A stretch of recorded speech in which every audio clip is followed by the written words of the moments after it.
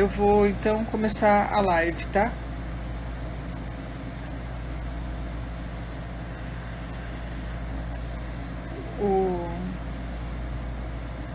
Aline, da ala que não surta, da ala que quando a gente fala assim, alguma coisa, como por exemplo, gente, eu preciso que vocês façam uma atividade.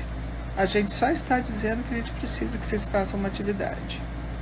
Né? Você consegue, a gente consegue falar e a mensagem chega. Vamos nessa então. Quando eu falo, né, da clínica contemporânea, eu só posso dizer o seguinte: o ser humano é um ser que sofre. Com isso vocês concordam.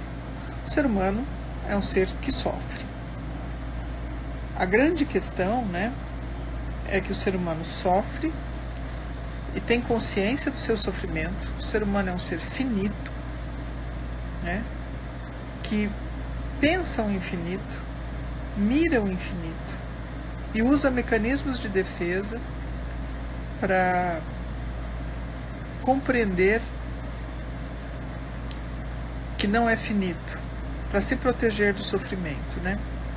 Então, o ser humano, uma coisa nós vamos concordar: o ser humano é um ser que sofre, o ser humano é um ser que padece, né? É um ser padecente. Quanto a isso, não há nenhuma dúvida, né? Nós concordamos todos com isso. Eu acho que ninguém duvida que o ser humano sofre. O ser humano tem uma questão na sua constituição, que ele é um ser esburacado, né? Um ser esburacado. Esburacado em que sentido? Em todos os possíveis da palavra.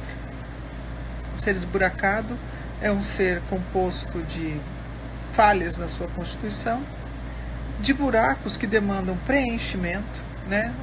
O primeiro preenchimento é da zona oral, né? O ser humano tem uma zona oral que demanda um monte de coisas, né? Demanda afeto, demanda alimento, demanda fala, né? Então o ser humano é um ser esburacado e cada buraco demanda um preenchimento.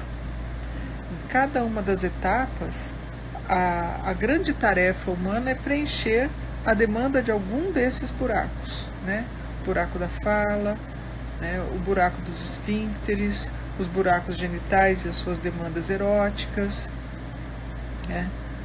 E este ser humano, que é um ser despencado, padecente, que mira o infinito e é finito e pensa o infinito, ele sofre. Ele sofre e tem a consciência do sofrimento, e tem a consciência da finitude, e se defende dessa finitude, né? O ser humano sonha com o infinito, sonha tocar as nuvens, o ser humano sonha ir para a lua, o ser humano sonha ser imortal, né? O ser humano sonha e padece pela consciência da sua limitação. Então, o ser humano é um ser despencado e um ser padecente. Despencado por quê? Porque é um ser precário, né? O ser humano é um ser precário. Nós temos uma carga instintiva muito incapaz de dar conta das demandas do nosso desenvolvimento. Do que eu estou falando? Que o ser humano, ele, ao poder, ao nascer, eu perdi um pouquinho o raciocínio, desculpa, gente. O ser humano, ao nascer, ele tem uma carga instintiva que não dá conta dele. Por exemplo, alguns animais, né, ao nascer, ele dá conta da sua demanda. Por exemplo, um louva-a-Deus, aí, um gafanhoto, nasce e se a mãe morrer, ele se vira ali. A carga instintiva deles faz com que ele saiba se virar. O pintinho lá, o filho da galinha, né? Nasce do ovo, se a galinha morreu ali, ele em pouco tempo está ciscando, comendo o que tem no chão, ele se vira. O ser humano não, o ser humano é extremamente dependente dos cuidados de outra pessoa. Alguém tem que cuidar do ser humano, senão ele morre, a carga instintiva dele não dá conta dele. Então é isso que eu digo, o ser humano padece, o ser humano é precário, tem uma demanda de buracos, então isso eu uso para explicar por que o ser humano é despencado e por que o ser humano é padecente. Bom, se o ser humano é um ser que padece, o que é que muda, né, na clínica contemporânea? Porque o ser humano padece, sofrimento é sofrimento, então qual é a diferença? Por que eu estou me dedicando, né, a explicar o que é a clínica contemporânea? Por que eu estou fazendo uma introdução, né, falando sobre o que é a clínica contemporânea? É porque essa demanda de buracos, ela é extremamente susceptível ao sabor do vento e do tempo, né? As demandas, embora sejam instintivas de comer, beber, de segurança, de afeto, ela atravessa os tempos. A forma com que a gente preenche a demanda desses buracos, ela é flexível, ela muda conforme o tempo. Me lembro bem no começo da minha carreira, gente, a vontade de casar. Espinha. Eu lembro bem no início da minha carreira, que lá se vão 30 e poucos anos, né, Sônia? Tem uma colega aí, a Sônia, que se formou comigo. Acho que faz 34, ou 33, 34. 86, 34. Lá se passaram 34 anos. No começo da minha carreira eu encontrava facilmente, né, a histérica clássica. O que é a histérica clássica? É aquela que o Freud descreve, que faz conversões pré-genitais, né, que somatiza, que seduz. Essa é uma histérica clássica, né? E está associado, né, a repressões sexuais muito tenras, né? Ali as elaborações de Édipo muito complexas, muito complicadas, né? Dão origem às personalidades histéricas. E a repressão sexual era muito presente no consultório, muito presente.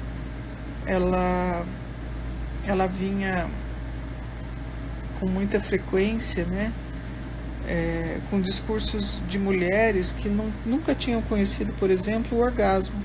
Até mantinham atividades sexuais regulares com seus maridos, mas não tinham a possibilidade de atingir o orgasmo, não sabiam nem o que é. Eu perguntava, mas como é? O que você sente? Ela fala, eu não sei. Eu ouvi essa resposta várias vezes, eu não sei se eu atingi o orgasmo, eu já senti uma coisa, mas eu não sei se aquilo é orgasmo, né? Então, a repressão sexual incidia grandemente, né, sobre o sujeito contemporâneo, naquele momento, daquela época. A demanda era uma demanda associada a algo que estava no ar, que era a repressão sexual forte. Num determinado momento, né, com todos os adventos que transformaram a nossa sociedade, a questão sexual deixou de ser um tema muito presente na clínica. E sucedeu uma queixa que atravessou o consultório fortemente, atravessa ainda hoje, tá? Mas na década de 2000, o que eu mais tinha ali eram pessoas que sofriam com os próprios impulsos, eram as compulsões, né? Então, da década de 90, fim da década de 80, começo de 90, que eu ainda encontrava muita repressão sexual, já no início do novo século, a grande questão do consultório já eram já era o domínio do próprio impulso, do próprio instinto. O que eu tinha ali era a demanda dos buracos comandando o sujeito. Do que eu estou falando? Eu estou falando de compulsão. A demanda já era a compulsão. A gente tinha personalidades compulsivas. Inicialmente, eu tinha até uma personalidade compulsiva muito associada aos transtornos obsessivos clássicos. Lavar a mão, né, masturbação, o classicão ali, né? Eu não consigo evitar o cigarro, por exemplo, e alguma coisa com o álcool. Depois, a grande avalanche era a compulsão a consumo. As pessoas consumiam em grande escala, estouravam o cartão de crédito. A compulsão era o cartão de crédito, né? Essas personalidades compulsivas, né, tinham histórias assim que pareciam contos de filme. Eu atendi uma garota que logo que abriu a Fórum aqui em Prudente, ela entrou na Fórum e eu acho que ela consumiu 70 e poucos mil reais, né? Então, a compulsão ao consumo, a compulsão à alimentação, né? Que aí nós começamos a nos deparar com a obesidade mórbida, com a proliferação dos spas, né? As pessoas iam para spa para poder controlar a própria compulsão. As pessoas às vezes eram até internadas por gastar esse monte, né? De estourarem os cartões de crédito. E a compulsão, depois que ficou epidêmica e passou a ser um risco até para a saúde do mundo, passou a ser a droga, né? E a gente teve aí uma série de problemas novos que a clínica passou a enfrentar, que era a questão da droga. Era a desintoxicação, depois era todo o estrago social que ela trazia, e a clínica se deparando com esta nova queixa, né? Essa nova demanda dos buracos. Então, da repressão sexual, ela evolui para a questão da compulsão. E até hoje esse é um tema que atravessa a clínica contemporânea, né? A compulsão.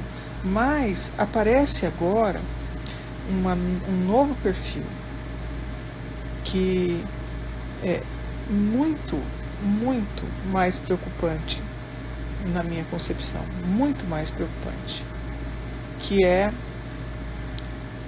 o perfil que tem tédio, é o perfil do tédio. As pessoas só aparecem no consultório meio que trazidos, meio que empurrados, né? E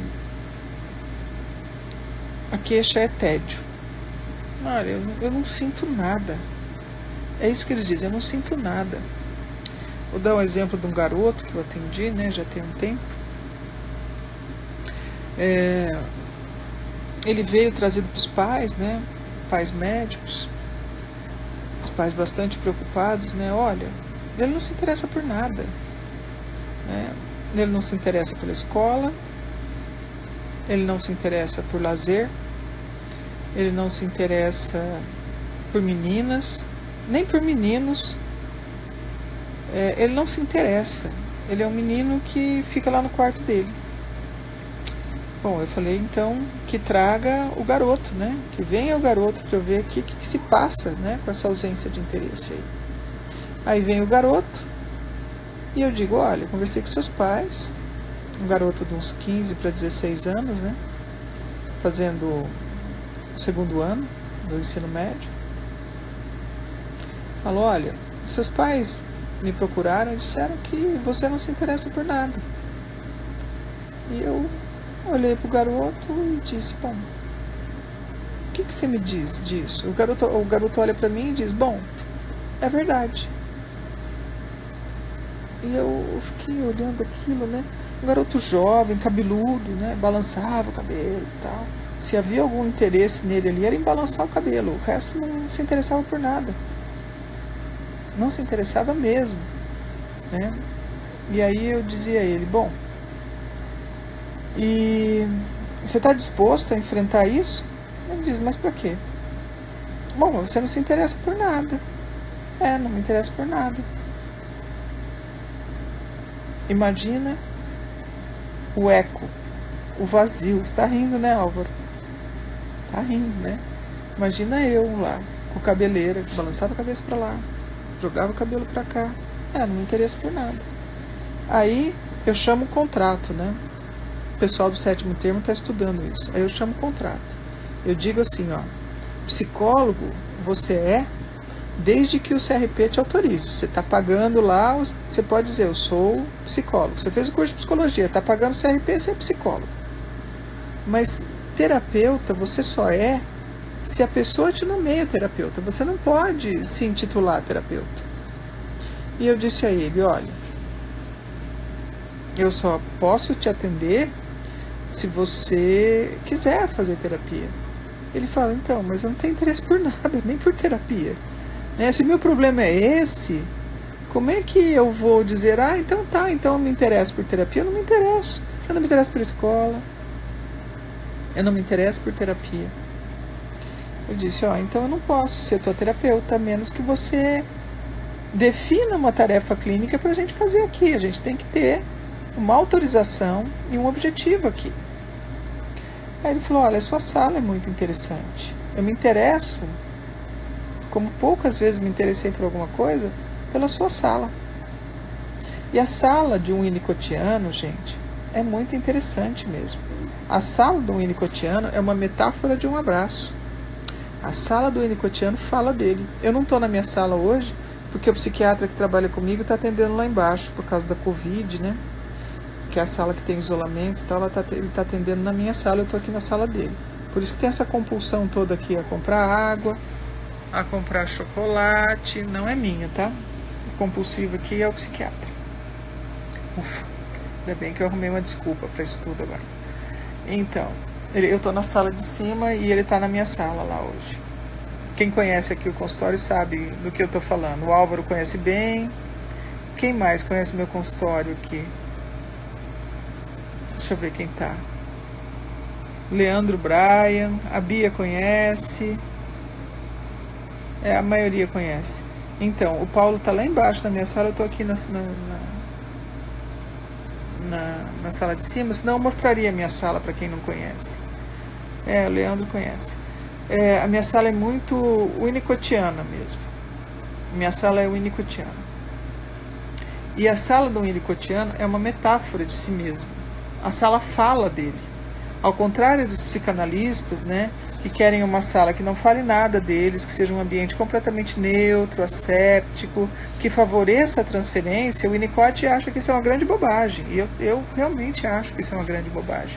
Esse negócio de ambiente asséptico é para proteger o analista, não é para proteger, para ajudar o trabalho com o paciente, porque isso é balela, isso é conversa. Isso não é possível nos tempos de hoje, você dizer que o paciente não vai saber nada da vida do analista.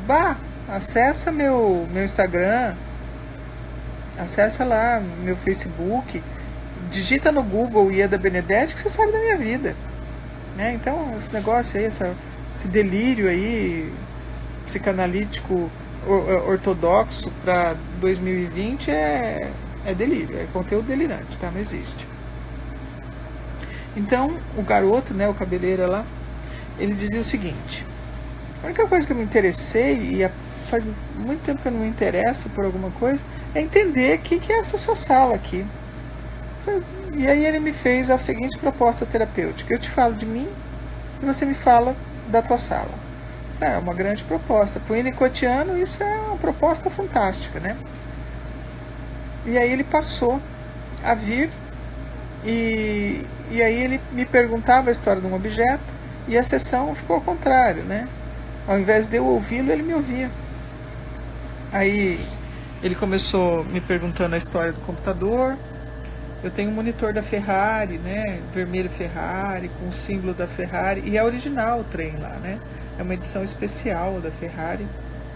Na época eu vendi meu rim e 2 córneas e comprei aquele monitor.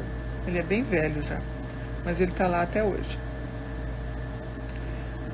Olha, senhores, essa live vai ficar disponível. E aqueles que acham que eu realmente vendi o meu rim e minha córnea, saiba que foi apenas uma piada. Vai que eu encontro uma personalidade borderline que não entendeu a piada, tá? Bom, sigamos. Eu comprei aquele monitor e ele se interessou pelo meu monitor da Ferrari. Aí eu contei a história, como é que eu comprei, que tinha opção, né? Tinha um amarelo Lamborghini e um vermelho Ferrari. Eu fiquei com o vermelho Ferrari. Depois eu disse para ele que, baseado naquele dia que eu fiquei entre o vermelho Ferrari e o amarelo Lamborghini, que é o imperativo do consumo, que tem muito a ver com o atual sistema contextual, né? Esse domínio do consumo, de distribuir, do bem não ter valores funcionais, mas ter valores agregados, de acordo simplesmente com a marca, com a grife. Discuti isso um pouco com ele e falei, baseado nesse dia, eu fiz o meu livro, o segundo livro, que a maioria de vocês tem, né? Não sei se leram, mas pelo menos tem, que é a produção do TDAH. Ele é em cima vermelho Ferrari, embaixo amarelo Lamborghini. E contei essa história, ele achou interessante. Na semana seguinte ele quis saber sobre o gaveteiro do cartório do meu pai, que está ali. E logicamente, né, uma coisa que chama muita atenção são meus troféus, né? A maioria de vocês sabe também que eu sou mesotenista. E os meus troféus estão lá, e ele quis saber. Aí eu contei a história de alguns torneios. E aí ele se interessou muito pelo rádio do meu avô, que está lá também. É um rádio muito velho. Ele ouvia lá, né, algumas notícias da guerra, o fim da guerra. Ele conseguia pegar a Itália, né, em ondas curtas e ondas médias. Esse rádio está lá, ele está restaurado, ele funciona até hoje. Eu invisto em restauração de tempos em tempos nele, ele está lá. E o menino ficou encantado com a história, de ouvir as minhas histórias. E ele disse, olha, nada na minha vida, nada no meu quarto tem história. Eu moro num condomínio fechado, né? Com comportamentos padrões, que a gente tem que circular lá com uma determinada velocidade. No meu quarto tem uma cama bonita, tem uma escrivaninha que minha mãe colocou lá para eu estudar, e os móveis mandam seu recado, né? Contam a história da expectativa da mãe. E ele fala que tem um blackout legal, que eu consigo fazer ficar escurinho, tem um isolamento acústico, que ele fica bem silencioso. Meu quarto é um quarto bonito, mas não tem nada meu. Fui eu que eu escolhi aquilo lá, minhas coisas não têm história. E eu dizia, porque a sua vida não tem história, né? Você viaja e não traz nada. Ele já conhecia a Europa, ele já tinha ido aos Estados Unidos, já conhecia a porcaria da Disney, já tinha feito compras em Nova York, ele já tinha conhecido a Torre Eiffel. Nada tinha sentido subjetivo para ele. Eu falei, a sua história é uma história de não enraizamento, né? E esta história desta personalidade é uma personalidade que se prolifera de forma absurda, gigantesca na clínica contemporânea, que são as pessoas que você não consegue mais pegar. Ela não tem gancho de vínculo. Esse menino eu peguei pelo fundilho ainda, viu? Peguei pelo fundilho. Consegui enraizar. Ele melhorou, tá? Ele desenvolveu interesse por algumas coisas. Aí ele passou a andar mais de bike, ele passou a vir na terapia de bike. E é uma pernada, gente. Do Dama até aqui é uma pernada. Concorda? Quem é de Prudente sabe. Ele passou a vir de bike. Ele começou a estudar mais, começou a sair com os amigos, passou a se interessar por ir mais ao cinema com os amigos, enfim, ele melhorou. Ele enraizou, ele passou a ter uma adolescência mais próxima dos amigos dele, que é muito próxima do desinteresse de tudo, né? Então ele era um menino que tinha um desinteresse exacerbado, mas ele era um sinal do seu tempo. Ele melhorou bastante, já descobriu o vestibular que quer fazer. Se eu falar um pouco mais dele, logicamente eu vou dar muitos dados que revelam um pouco a identidade dele, né? Eu troquei algumas características, viu, gente? Troquei algumas coisas. Sempre quando eu dou um exemplo, o exemplo é um pouco mascarado, tá? Mas a história em si tem o objetivo de ilustrar didaticamente os exemplos que eu estou falando. Então, uma nova personalidade aparece na clínica contemporânea, que é a personalidade borderline. É a nova moda, é a nova pandemia. As personalidades borderlines que hoje se fazem mais presentes na clínica contemporânea, e é um grande desafio. É um grande desafio porque eles não deixam ganchos para fazer o vínculo, né? O autista, ele não deixa uma janela para a gente entrar. O border não deixa gancho para fazer vínculo, né? Você conversa com eles, eles entram e saem da sua vida secos. Eles são capazes de encontrar você 2 anos depois de você ter caminhado com eles 1 ano na terapia, e eles simplesmente não lembrarem teu nome. Ah, aquela professora, não lembro o nome. Ah, era uma que dava lá uns assuntos lá de geografia, não lembro o nome. As pessoas entram e saem dos vínculos secos. Ah, eu tô transando com um cara, tal, é gostosinho, tem uma pegada legal. Como é o nome dele? Ah, é fulano. O que ele faz? Ah, não sei, eu conheci na balada, eu conheci na Nil, eu conheci no Ibiza, né? Conheci lá, sabe nada, né? Ah, o fulano deu um sumiço, né? Eu tava conversando bastante, ele aparecia pouco no WhatsApp, sumiu. Ah, mas vocês não estavam transando, tal? Ah, tava. Mas e aí? Sumiu. E aí? Ué, sumiu? E se resume nisso. As pessoas entram e saem das relações secas, né? As pessoas têm uma lista de contato. E toda a produção cultural corrobora isto, né? Por exemplo, as músicas. As músicas, elas falam desses vínculos voláteis, né? Sociedade líquida, como diz Bauman. Esses vínculos que não se enraizam, vínculos que não se aprofundam. É disso que a sociedade contemporânea fala, né? As pessoas ficam com as outras, beijam, e beijar é uma coisa, saber o nome é outra. Normalmente as pessoas beijam mais e falam menos o nome. As pessoas têm uma lista de amigos e se troca de escola, simplesmente troca o grupo, porque a sociedade organiza os vínculos a partir das suas instituições. As pessoas trocam a igreja, trocam os vínculos. Característica do sujeito contemporâneo. Tem outro caso, um outro garoto. Esse é mais peculiar ainda. Típico das personalidades border, típicos da sociedade que vivemos. Um menino interessantíssimo. É um rapaz, cabelinho de He-Man aqui, né? Cabelinho que ele mantinha despenteado, umas roupas meio largadas, né? Umas roupas assim, uns jalecão, uns camisetão, a calça que parecia que era do pai dele, embora ele já tivesse 26 anos, né? Ele vinha assim com umas calças largas, umas camisetas enormes. Você olhava para ele e perguntava, mas quando foi a última vez que ele tomou banho? Mas ele vinha cheiroso, mas ele parecia encebado, sabe? Interessantíssimo.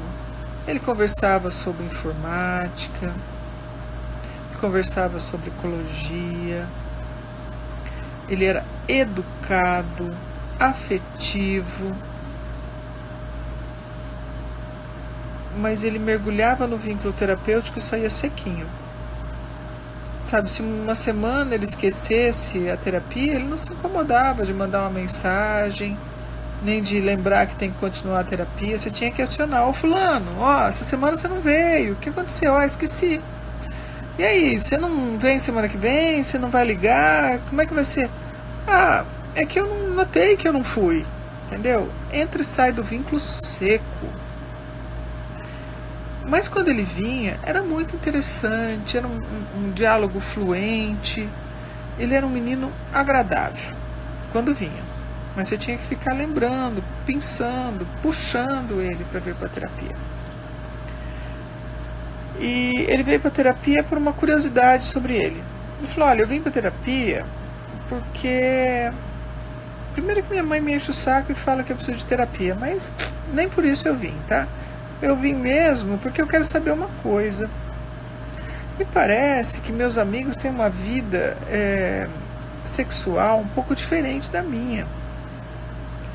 Falei: como que é a vida sexual dos seus amigos?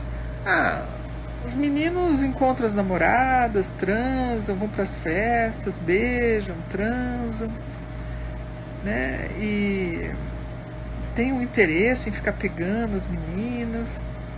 Os meus amigos gays têm interesse, né, em pegar os meninos, né? Eles falam lá: tá coçando o cu, já quero encontrar alguém. Ele falava assim e dava risada. Meus amigos viados falam: meu cu coça, velho, eu quero ir pra lá, caçar os meninos e tal. Os meus amigos héteros falam: eu vou caçar, eu quero ficar com alguém, né? Ou então eles fumam muita maconha, e aí chama as minas pra fumar maconha com eles. Eu falei: então, em que isso difere da tua vida sexual? Ele falou: eu não tenho nenhum interesse por homem. Aham. Ele falou: também não tenho nenhum interesse em mulher. Aham. Também não tenho interesse em maconha. Eu falei: você tem interesse em quê? Ele falou: olha, eu tenho interesse em muita coisa. Em informática, em ecologia, nisso. E eu nunca tive tesão. Os meus amigos, eles se masturbam, né? Eu não tenho vontade de me masturbar. E aí eu fui explorando todo o desenvolvimento dele.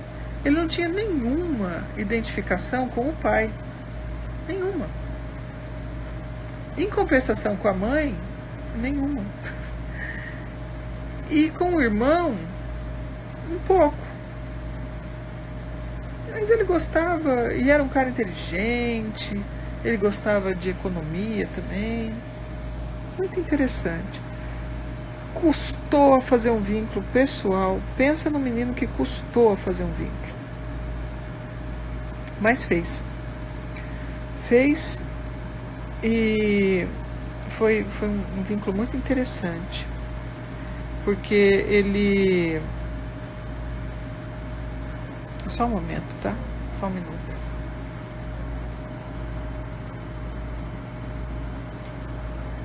Ele fez um vínculo, né? Depois de um tempo, ele passou a me dizer: olha, eu conheci uma menina na internet e é muito legal falar com ela, é que nem falar com você. A gente conversa sobre tudo, a gente discute a noite inteira. Chega de manhã, eu não quero nem ir para a faculdade, mas aí quando eu volto da faculdade, eu já estou lá enlouquecido, sabe, querendo ligar para ela, né, entrar lá nos chats e ficar conversando. E a gente fica lá, né, no computador, o dia inteiro a gente joga, eu cozinho, ela cozinha lá do outro lado, tal, né, e a gente passa o dia, a gente se faz companhia. Ele morava sozinho e gostava muito de ser sozinho. Mas depois ele passou a sentir falta dessa menina, né? E aí ele começou a me falar muito da menina. Olha, ela tá muito deprimida, ela tá muito triste. Mas por que ela tá deprimida? Ah, ela tinha uma namorada e a namorada terminou com ela. Eu falei, ah, ela é lésbica. Ela é lésbica. Ela tinha uma namorada, a namorada terminou com ela tá muito deprimida, ela não tá comendo, ela tá muito ruim. E eu chamei ela para passar um tempo aqui comigo. Ah, legal, vai dar uma força para ela. Vou dar uma força para ela. E aí ela veio, né? Conheci ela. Ela veio e eles passaram a conviver. Conviveram 1 mês, 2, 3. E aí iniciaram uma vida sexual um pouco atípica, né? Um masturbava o outro, um dava uma força lá, né, pro outro. Mas ficava nisso. Nunca houve uma relação sexual com penetração. Um coito completo, né? E aí, durante aquele ano todo, ela morou aqui, eles adotaram um gato, fizeram um grande vínculo com o gato, era muito engraçado, né? Eles passavam trote na secretária, marcando terapia pro gato. Eles eram geniais. E eles começaram a namorar, eles começaram a aparecer como namorados. Eles vivem juntos até hoje, há 6 anos. Eles dizem que eles têm uma vida lésbica, né? E eles se enraizaram, ela fez uma faculdade, ele terminou a dele, trabalhando. Eles são um casal muito diferente. E é este tipo de peculiaridade que aparece na clínica contemporânea. Casais diferentes, interesses diferentes, atipias, e é uma inserção libidinal muito atípica, concorda? Muito atípica, mas eles estão muito bem, eles vivem bem, eles produzem, eles evoluem, eles têm amigos, eles fazem vínculo. Não sei se todos sabem, eu acho que a maioria sabe. Eu passei por um divórcio, né, há 2 anos atrás. Há 2 anos eu passei por um divórcio. E eles tinham um relacionamento aqui na clínica, né? A pessoa com quem eu era casada trabalhava aqui também. E eles tinham um vínculo aqui, né? E quando eu me separei, eles ficaram muito tristes. Muito tristes. Eles falavam, puxa vida, vocês eram um casal que a gente tinha apreço. Vocês eram diferentes e eram como uma luz pra gente, né? Porque parecia que nós, os diferentes, tínhamos um lugar no mundo. E agora vocês se separaram. O casal ficou aborrecido. O casal faz vínculo. E é uma nova expressão na clínica contemporânea. Então, quando eu falo de clínica contemporânea, eu estou falando disso. Eu estou falando de uma nova modalidade de sujeito e uma nova demanda clínica. É um novo perfil que frequenta os consultórios. Como estes, né, eu tenho uma série de outros exemplos a dar, mas o que eu quero fazer hoje é uma aula introdutória sobre a clínica contemporânea. E o que a clínica tem de diferente, então? O ser humano continua padecendo, mas as formas de sofrer são diferentes. E por onde a sociedade entra? Porque a sociedade mudou. O contexto mudou. O imperativo do consumo ainda é forte, cada vez mais forte, mas as formas de sofrimento mudaram. E a clínica demanda de novas técnicas para enfrentar as demandas do sujeito contemporâneo. Mas você vai me dizer, é o mesmo homem, né, esburacado, é o mesmo homem padecente que eu apresentei, né, no começo dessa fala, é o mesmo sujeito despencado, padecente, que mira o infinito, que tem consciência da sua finitude, que sabe da sua morte. É o mesmo sujeito. Como que esse sujeito muda e a clínica precisa mudar? Aonde que isso aconteceu? Aconteceu uma mutação? Aconteceu. É que a sociedade entra pelo buraco. O ser humano é um ser esburacado, né? Ser esburacado. Cada buraco tem uma demanda. E a mãe que consome, a mãe que recebe orientação, é outra. A mãe hoje é diferente da mãe que a minha mãe foi. A fórmula de vínculo, como ela recebe a informação. Eu lembro que minha mãe punha os bebês enroladinhos, né? Fazia um pacotinho lá. O bebê tinha que ficar molinho, durinho lá para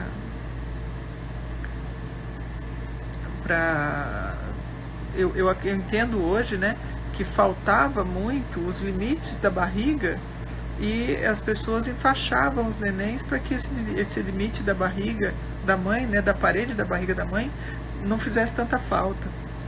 Então, antigamente se embrulhava os nenéns, antigamente as parteiras faziam os partos e as comadres iam lá para ensinar a amamentar.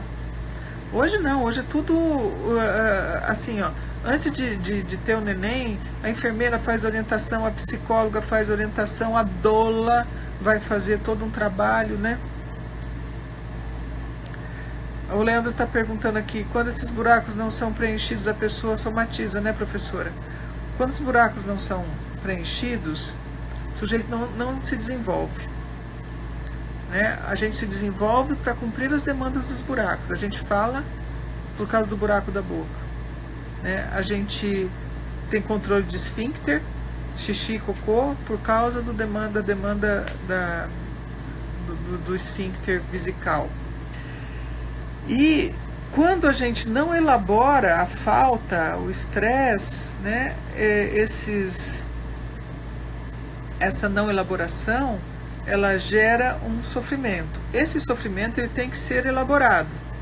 As formas de elaboração são na emoção, no comportamento ou na somatização. Se a gente não elabora emocionalmente, ele cai no comportamento. Então eu não compreendo meus enraizamentos, eu começo a consumir. Né? Não resolveu na emoção, cai no comportamento. O comportamento não resolve nada. Aquilo que cai no comportamento depois vira somatização. É assim que funciona, tá, Leandro? Bom, eu perdi um pouco, mas eu estava dizendo que o ser humano é um ser que padece e que as demandas dos buracos fazem com que a gente evolua. E a mãe não é a mesma mãe, né, que da época que eu nasci, já não é a mesma mãe, né, da época da Aline aí, né, que já não é a mesma mãe da época dos sobrinhos de vocês. As mães são diferentes. Depois a educação é diferente, o modo de produção é diferente, a produção artística é diferente, né? Uma música ficava nas paradas do sucesso 3 anos, né? Chico Buarque diz que foi em programa de auditório cantar a banda quando ele ganhou o concurso, né? Aquela música, estava à toa na vida, o meu amor me chamou para ver a banda passar, cantando coisas de amor. Ele fala que ele cantou 3 anos essa música em programa de auditório. Hoje uma música fica na parada do sucesso aí de 15 dias a 3 meses, depois já era. E as músicas, elas também favorecem a transitoriedade. Toda a produção cultural é transitória, né? O Vento Levou foi um sucesso, que ficou 3 anos lá, um filme, né, fazendo sucesso. Hoje eu não lembro o nome do filme que ganhou o Oscar. Estorvo, então é um filme coreano lá, sei lá o nome do filme, já esqueci, né? A coisa é altamente transitória. As músicas propõem, né, uma transitoriedade. Tô te ligando, você não tá me atendendo, tudo bem, tá com outro contatinho, eu também tô. A ideia é essa, né? A ideia é essa, some que ele vem atrás, contatinho. Parasita é o filme, obrigado, Bia. Então, as músicas aí, né? Antigamente era assim, a minha deusa da minha rua tem os olhos sobre a lua, né? Hoje o tema é assim, se você gosta de mim, se você gosta de mim, problema seu. É esta a mensagem, é essa a ideia, né? A ideia é uma transitoriedade. Olha, gente, eu sei que eu não canto bem, mas o Pablo Vittar também não, e ele gravou essa música, tá? Então, se ele pode esculachar a música, eu também posso. Se você gosta de mim, problema seu. É isso. É a mensagem musical, é a mensagem na cultura, é a produção artística entrando pelos buracos do ouvido, dos olhos, da demanda oral, das demandas genitais, né? As pessoas transam e mal sabem o nome. Por que vocês estão rindo? Vocês acham que o Pablo é melhor que eu? Eu acho que eu sou melhor que ele. Eu só não danço. Mas eu posso inventar uma nova dancinha, né? A dança da girafa que pula. Pode ser legal e de repente eu emplaco aí no próximo carnaval ou sei lá, sabe? O baladão do Covid. De repente eu viro celebridade aí. Eu sei que eu sou melhor que o Pablo Vittar, cara. A Baby, minha cachorra, canta melhor. Né? Canta melhor que o Pablo porque ele é fanhoso. Gente, olha, não é preconceito, é que ele canta mal. Ele canta muito mal. Olha, para não dizer que é preconceito, Chico Buarque canta mal pra caramba. Canta mal mesmo, né? Mas ele compõe como ninguém. E o Pablo dança como ninguém. E é o que tem. Então, a clínica contemporânea evoluiu porque o sujeito evoluiu de acordo com uma sociedade organizada em torno do capital. O sujeito tem suas demandas, tem os seus vazios. Não se faz mais Fred Mercury no planeta. Aquele... Como ele era afinado, né? Que menino. Bom, então... A clínica contemporânea evoluiu porque o ser humano tem buracos, os buracos têm demandas, as demandas interagem com o meio social e cultural e afetivo nas relações próprias da família, nas relações ampliadas sociais com as instituições, e o perfil do sujeito contemporâneo ganhou novos contornos. Por isso, a clínica contemporânea ela tem novas perguntas, né? Novas perguntas. E as novas perguntas vêm com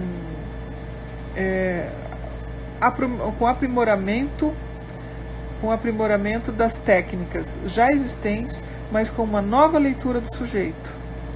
E as técnicas de acesso ao inconsciente, os métodos e técnicas aplicáveis ao sujeito contemporâneo, a esse novo perfil, é o que eu pretendo, né? Trabalhar com vocês nos nossos próximos encontros, que eu espero que em breve eu possa realizar aquele encontro presencial, né? Essa live aqui, ela está acontecendo porque aquele encontro não aconteceu, mas vai acontecer. Eu espero que todos nós sobrevivamos ao Covid e que o país não quebre, e que as pessoas não saqueiem os mercados, que as pessoas não enlouqueçam, que a gente consiga sair dessa e que a gente possa se reunir e falar sobre a clínica contemporânea. Eu falei, gente, durante 51 minutos, sem parar, que é o novo perfil, né, do professor contemporâneo. Ele fala sozinho, olhando para o aparelho. Agora eu abri para vocês falarem comigo. Pelo amor de Deus, fala comigo. Aplaquem a minha solidão, preencham os meus buracos. Quero saber se vocês compreenderam, se vocês comentam, se vocês perguntam, acrescentam, ou eu me despeço.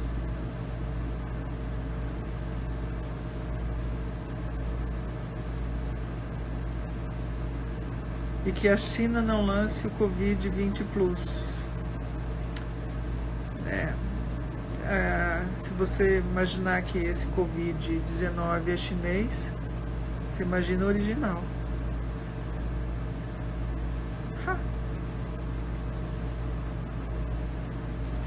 Obrigada, Leandro. Comentários, perguntas, sentimentos me interessam. Olha o que eu senti você falando. Como eu me senti, o que eu pensei. Não precisa ser uma pergunta, não precisa acrescentar. O que você sentiu, o que você pensou já é útil. O bigodinho aqui.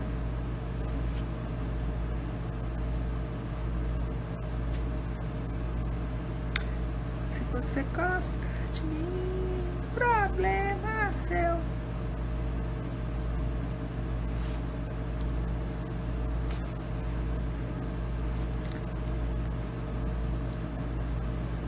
Aline, como são reais essas transições? São, Aline.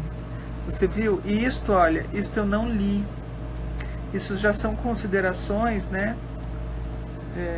das minhas observações clínicas. Como eu sou pós-doutorada, tal, eu tenho propriedade, eu tenho autoridade, eu posso criar teorias, né? E isso já é uma teoria criada na minha própria prática clínica. A Bia, a síntese que você mencionou hoje, borderline, não sei escrever, se escreve borderline, assim mesmo, borderline se escreve, borderline. É muito confundido com qual outra síndrome? A borderline, ela parece, as personalidades borderlines, elas parecem uns bipolares muito loucos, tá? Eu me senti preenchido com a aula, obrigada. Dariane Alonso, muito bom. Os casos ajudam a entender e compreender. Super didático, obrigada. Meus alunos estão acostumados a assistir minhas aulas assim. Gostei demais, professora. Explica um pouco sobre a somatização causada pelo vínculo, professora. Explico, Leandro, mas em outra live. A live de hoje é introdutória. A somatização eu explico mais, tá? Nos próximos, que vão ser temas, tá? A somatização é tema deste grupo. Professora, na clínica contemporânea, tem uma maior frequência de crianças, como lidamos com elas e quais são as maiores queixas? O que aparece, né, com as crianças hoje, as maiores queixas são, por incrível que pareça, aqui no consultório é abuso. Acredita? Abuso sexual. É muito frequente esse trem. É muito frequente. Porque as crianças aprenderam a falar, a contar, não aceitar. Porque o abuso sempre aconteceu. Sempre aconteceu. Só que hoje as crianças contam, né? E aí os pais socorrem. Uma outra questão são as doenças inventadas.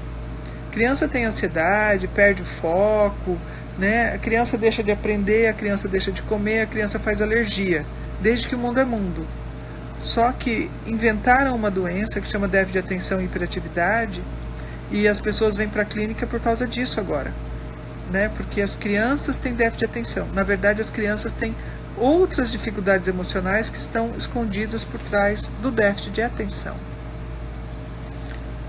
Porque pode haver somatização. Pode. Todos esses adoecimentos, né, quando eles são mal compreendidos, e a psicologia clínica hoje ela não tem instrumentos desenvolvidos para captar o sujeito contemporâneo, por isso que eu estou desenvolvendo novos saberes, eu estou publicando, eu estou compartilhando esse conhecimento, porque eu estou criando um saber, tá? Como eu disse, eu sou pós-doutorado, eu tenho autoridade para criar esse saber. Então, como a clínica não consegue lidar com seus pacientes, com esse sujeito contemporâneo, com o tédio, que o tédio evolui para essa personalidade borderline, né? Então, os psicólogos ficam boiando diante das clínicas que diferem daquilo que elas aprenderam na faculdade, e ao não conseguirem compreender seus pacientes, e às vezes eles nem chegam para a clínica, as pessoas adoecem, somatizam essa angústia, tá? A Bia agradece. Indique um livro de introdução à teoria do Winnicott. O Gesto Espontâneo, do Winnicott, e da Pediatria Psicanálise. Acho que são as duas bíblias. E esse grupo, olha, eu já li tudo de Winnicott, mais de uma vez. Gente, a live vai cair. A live vai cair. Ele está dizendo que agora só pode ter mais 1 minuto de live. Eu não sei porque não fui eu que programei isso. Deve ser alguma restrição. A live vai cair. Eu vou encerrar e chamar de novo. Eu vou encerrar para poder salvar essa live, tá? Para ela poder ficar disponível, porque a aula foi muito boa. desculpa a minha vaidade, que eu achei muito legal essa introdução, tá? Então eu vou encerrar para salvar a aula. Eu agradeço vocês terem participado, né? Gostei da presença de vocês. Né? Como a gente adiou o grupo, eu fiz essa live. E, bem, obrigada pela audiência e pela paciência. Deixa comentário lá no WhatsApp, por favor. Tchau.